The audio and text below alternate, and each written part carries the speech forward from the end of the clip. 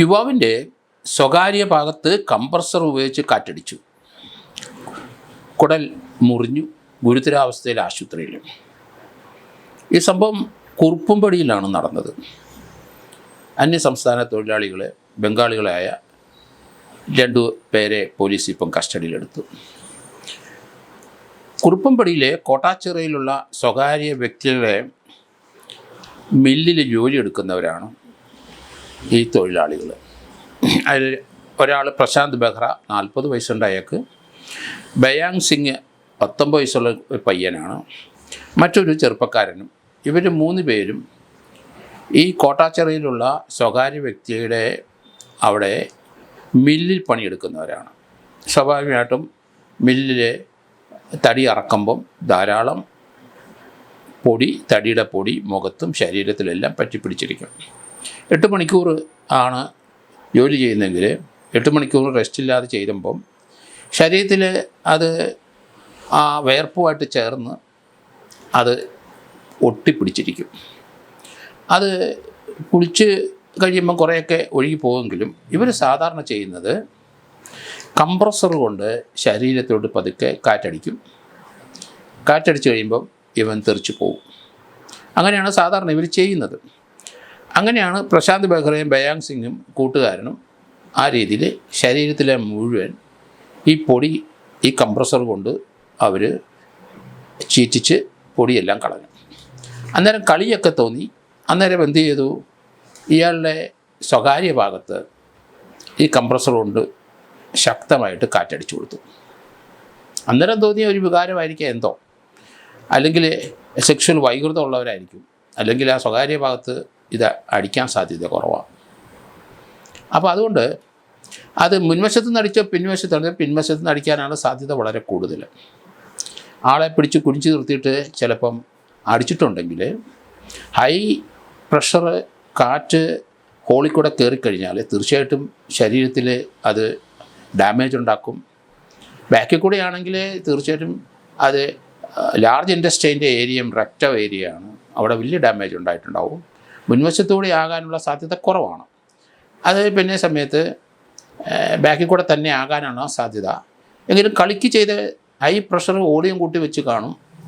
അത് നമുക്കറിയാം, ഒരു കാറ്റടിക്കുന്ന ഒരു കംപ്രസർ അത് ചീറ്റിക്കഴിഞ്ഞാൽ എത്ര പവറിലാണ് അതിൻ്റെ കാറ്റ് പോകുന്നത്. അതിൻ്റെ വോളിയം കൂട്ടുന്നതനുസരിച്ച് ആ കംപ്രസറിൻ്റെ ആ ചെറിയതായിട്ട് വരുന്ന കാറ്റുകൾ വലിയ ഒരാളെ തല്ലി മുറിപ്പെടുത്തത്ത രീതിയിലുള്ള കാറ്റ് അതിൻ്റെ കൂടെ വരും. അത് മില്ലിലെ കംപ്രസറാണ്. അത് ഉപയോഗിച്ചിട്ട് അയാളുടെ സ്വകാര്യ ഭാഗത്ത് പിന്നിൽ നിന്ന് കാറ്റടിച്ചു.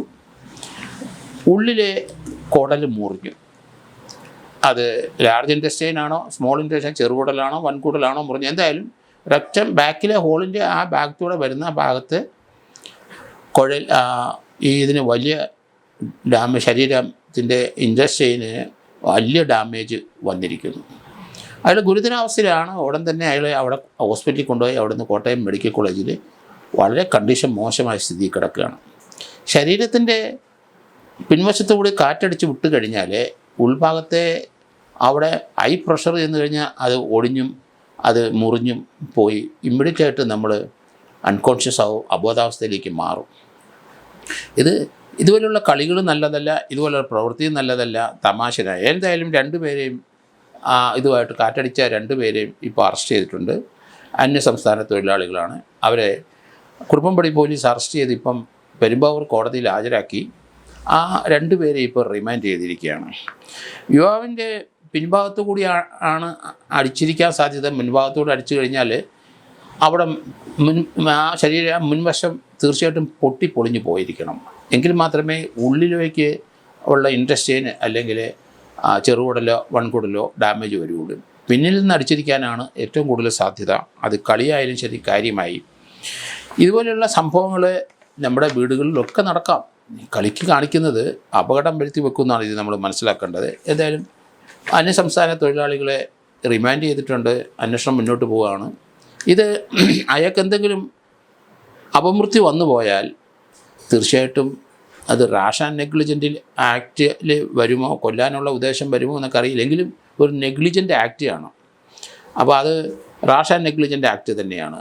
അതിലൊരു ജീവൻ പോയിട്ടുണ്ടെങ്കിൽ അത് മർഡറിലേക്ക് വരാനുള്ള സാധ്യത കുറവാണ്. നെഗ്ലിജൻ്റ് ആക്ട് 304 IPC പഴയ അതിൻ്റെ BNS കറസ്പോണ്ടൻസ് സെക്ഷൻ ആയിരിക്കാം ഉപയോഗിക്കുന്നത്. കാരണം ഇൻറ്റൻഷൻ അവർക്കില്ല, കൊല്ലണമെന്നുള്ള ഇൻറ്റൻഷനില്ല, കളിക്ക് ചെയ്തതാണ്, അല്ലെങ്കിൽ ലൈംഗിക വൈകൃതത്തിന് അങ്ങനെ മനസ്സിൽ തോന്നി ചെയ്തതാണോ. എന്തായാലും പോലീസ് അത് അന്വേഷിക്കുന്നുണ്ട്. കുറുപ്പംപടി പോലീസ് 2 പേരെ അറസ്റ്റ് ചെയ്ത് റിമാൻഡ് ചെയ്ത് കഴിഞ്ഞു.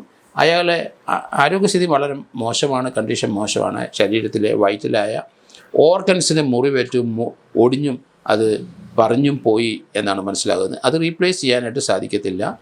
അതുകൊണ്ട് ചെറുകുടലിനെ എങ്ങാനുമാണെങ്കിൽ മുറിച്ചു മാറ്റാം, വൻകുടലിലെയും കുറച്ച് ഭാഗമൊക്കെ മുറിച്ചു മാറ്റാം. പക്ഷേ മൊത്തമായി റെക്ടം ഏരിയയിൽ ഡാമേജ് വന്നു കഴിഞ്ഞാൽ പിന്നെ സർവൈവ് ചെയ്യാൻ വലിയ ബുദ്ധിമുട്ടാണ്. അതുകൊണ്ടാണ് അയാൾ ഇപ്പോഴും അപകടാവസ്ഥയിൽ കിടക്കുന്നതെന്ന് പറയുന്നത്.